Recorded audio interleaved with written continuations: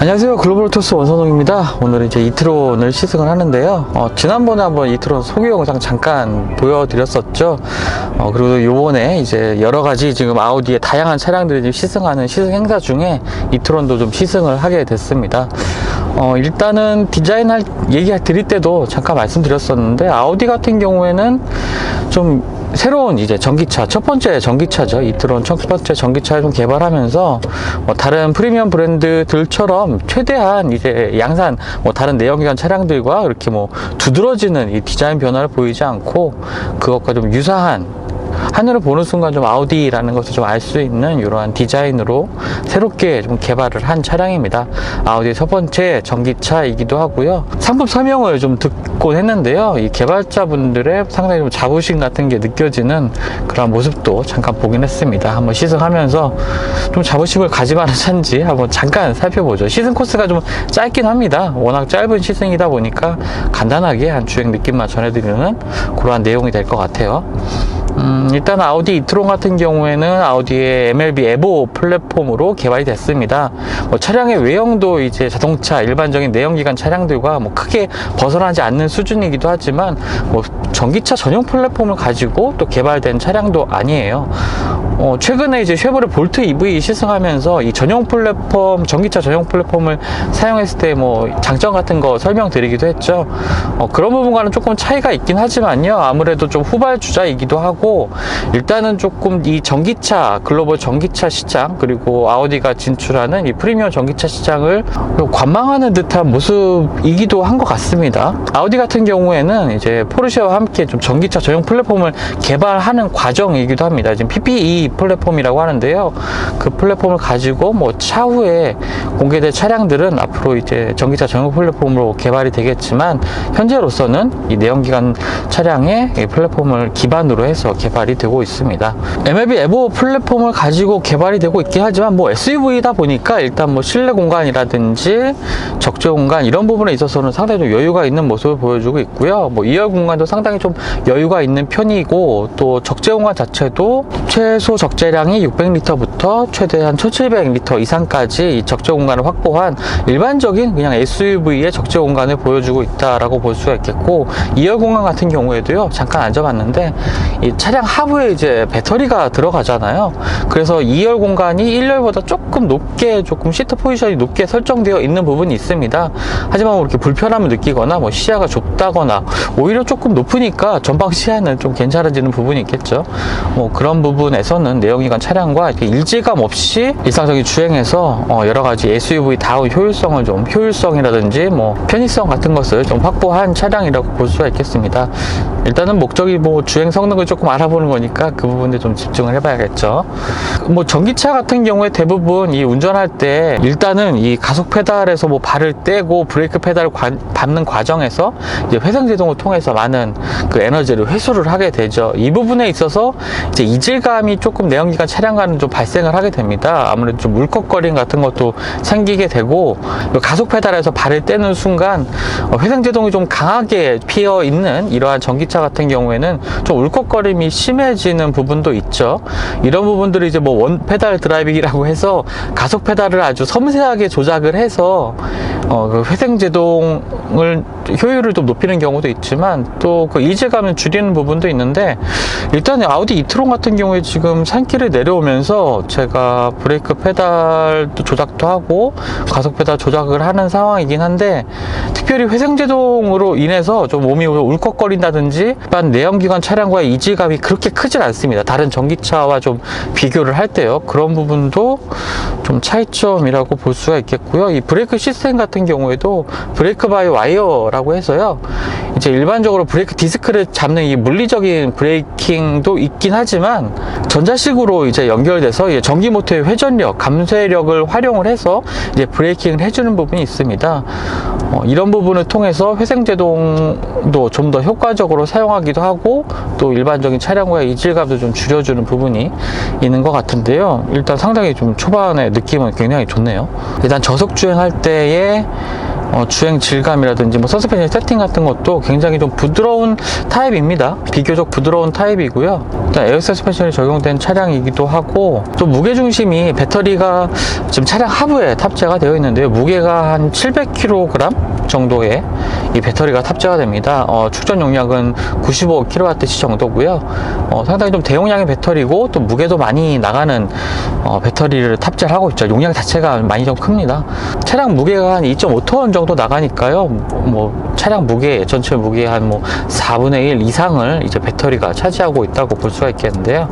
차량의 외부에서 보면은 이 도어 하단에 검은색의 가니쉬가 붙어 있는 부분이 있습니다. 이 부분에 이제 배터리가 위치해 있다는 뭐 그러한 표시가 될 수도 있겠고요. 이 배터리가 하부에 탑재가 되면서 차량이 조금 아래쪽이 좀 많이 내려와 있는 편입니다. 그래서 좀 시선을 좀 분산시키는 역할도 그런 부분들이 하는 부분인 것 같고요. 어쨌건 뭐 외관에서 봤을 때는 뭐 굳이 이렇게 전기차라는 생각은 많이 들지 않는 외형을 가지고 있습니다. 앞쪽 그릴 같은 경우에도 뭐 그릴 보통 전기차가 다 막혀 있는 부분이 있는데, 뭐 냉각 효율이라든지 뭐 내연기관 차량들과 뭐 디자인에서 그렇게 크게 차별화를 가져가지 않으려는 조금 의도가 좀 보이는 부분인 것 같아요. 나름의 구멍도 뚫려 있고 한데 주행 상황에 맞게 공력 성능을 좀 높여주기 위해서 이 셔터가 닫히는 형태이기도 하고요. 그런 부분에서 좀 차이점을 보이고 있고요. 일단 뭐 전기차니까 굉장히 조용한 부분도 있긴 한데, 기본적으로 또 차음이 너무 잘 되어 있는 편입니다. 오히려 노면 소음이 보통 전기차 시승하다 보면, 아직 뭐 고속주행은 아니기 때문에 좀 느끼기는 어려울 것 같긴 한데, 노면에서 발생하는 이런 소리라든가 주행 중에 발생하는 풍절음 같은 것들이 좀 많이 들리는 편이, 더 크게 상대적으로 들리는 편이긴 한데, 그런 부분도 지금 아마 주행을 시작해보면 거의 느껴지지 않을 것 같은 분위기이기도 하네요.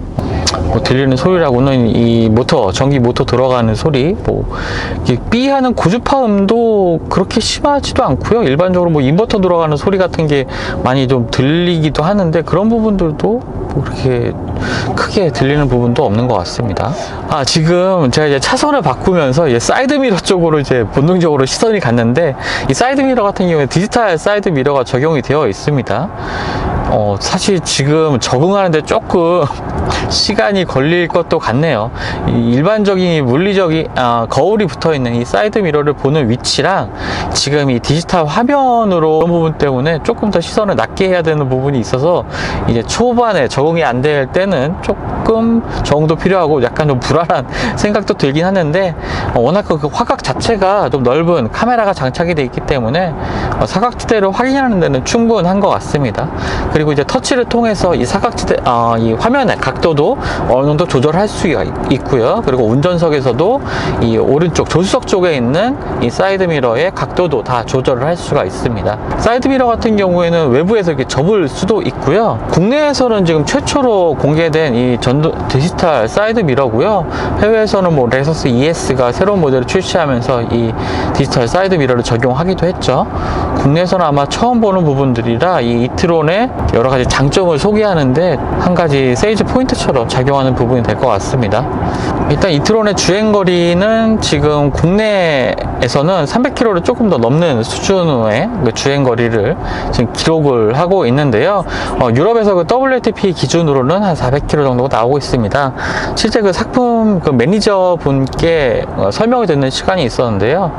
서울에서 부산까지 지금 차량의 주행 모드 가운데 이 주행거리를 늘려주는 모드, 레인지 모드, 뭐 범위 모드라는 부분이 있는데, 굳이 이렇게 주행거리를 늘릴 수 있도록 최대한 이렇게 쥐어짜지 않아도 일반적인 규정 속도를 지키는 주행 내에서는 서울에서 부산까지도 주행을 할 수가 있었다고 합니다. 일반적인 주행이라면은 이 제원상에 나와 있는 300km를 조금 넘는 수치보다는 조금 더 많은 거리를 주행할 수 있지 않을까 이렇게 생각이 되고요. 이 이트론 자체가 회생제동 뿐만 아니라 여러 가지 그 소프트웨어적으로 주행거리를 늘리기 위한 그 여러 가지 장치들, 기능들이 더해져 있습니다. 그러한 부분들이 충분히 활용이 돼서 일상주행에서는 배터리 소모를 상당히 좀 줄일 수가 있을 것 같고요. 그런 부분에서 이 제원상의 이 주행 가는 거리보다 조금 더 높은 수치가 나오지 않을까 생각이 됩니다. 워낙 이 전기차 같은 경우에 운전자의 이 운전 습관에 따라서 이 주행 거리가 많이 차이가 나거든요. 그런 부분과 함께 이 트론의 이 최신 이 기술들이 좀 적용이 되면서 이 주행거리도 비교적 한 350km 정도는 뭐 일상 주행에서 조금 이렇게 속도를 높이고 하는 에어컨을 좀 많이 켜놓은 상태에서도 한 그 정도는 충분히 주행하지 않을까라는 생각도 들기도 하네요. 일단 지금 시승 고속도로에 올라와서 지금 주행을 하고 있는데요. 가장 크게 먼저 느껴지는 부분은 정말 좀 부드러운 승차감 그리고 주행 질감을 보여준다는 겁니다. 이건 뭐 거의 지금 소음도 거의 없는 전기차다 보니까 당연히 소음도 없고 서스펜션 세팅 자체도 굉장히 좀 부드러운 설정으로 되어 있네요. 비교적 좌우 롤도 어느 정도 살짝 있는 타입인 것 같고요. 차체 무게 배분이 지금 중량 배분은 50대 50이고 차량의 하부로 좀 무게중심이 많이 낮은 차량이기도 하지만 이 좌우 롤도 그렇게 뭐 크게 억제되어 있고 뭐 서스펜션 자체가 이렇게 단단한 세팅은 아닙니다. 뭐 에어 서스펜션이 적용되어 있는 부분도 있고요. 굉장히 좀 부드럽고 편안하게 좀 주행을 할 수가 있습니다. 충전 같은 경우에도 한 30분 정도 급속 충전, 그러니까 지금 아우디에서 지원하고 있는 급속 충전기를 150kW 정도의 이 급속 충전을 지원하는 경우에는 30분 만에 충전이 가능하다고 하는데요. 이런 경우, 그러니까 지금 150kW의 급속 충전을 통해서 충전하는 경우에는 한 충전 비용이 한 15,000원 정도 나온다고 하네요. 그리고 완속 충전기를 사용하는 경우에는 한 80% 충전하는데 한 3,000원에서 4,000원 정도의 비용이 든다고 하는데요. 뭐 이 정도의 가격 충전 비용이라는 점을 좀 생각을 참고하셔서 뭐 유지비라든가 이런 부분들을 좀 고려하시면 좋을 것 같습니다. 주행 모드 같은 경우에는 총 7가지가 있습니다. 여기 뭐 올로드라든지 오프로드 주행 모드까지도 추가가 되어 있고요. 이 구동 방식은 콰트로, 아우디의 콰트로 시스템이 적용되어 있는데 이 콰트로 같은 경우에 조금 전자식 콰트로입니다. 전기 모터가 이제 후륜과 전륜에 하나씩 탑재가 되어 있고요.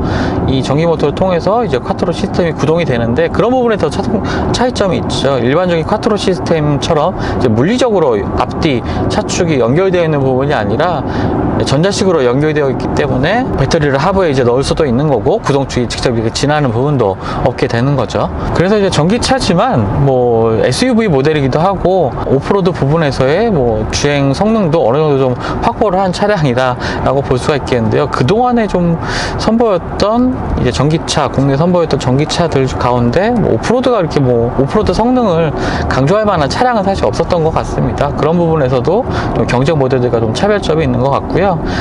전반적으로 상당히 좀 완성도가 높은 모습을 보이고 있습니다. 뭐 실내 마감이라든지 뭐 디자인뿐만 아니라 파워트레인의 이 매니지먼트라고 하죠. 여러 가지 관리를 통해서 효율성을 높이는 것뿐만 아니라 이제 동력 성능도 어느 정도 충분히 가져간 이러한 차량이다라고 볼 수가 있겠고요.